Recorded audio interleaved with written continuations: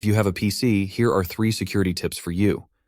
The first tip will prevent apps from making changes to your PC.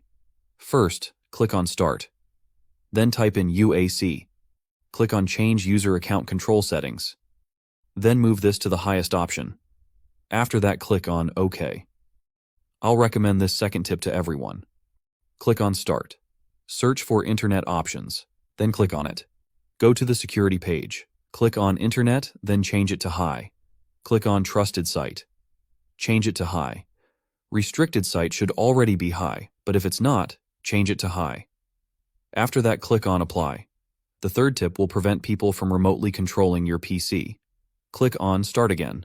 Then search for Remote Desktop Settings. Then click on it. If this is on, that means people can remotely control your PC.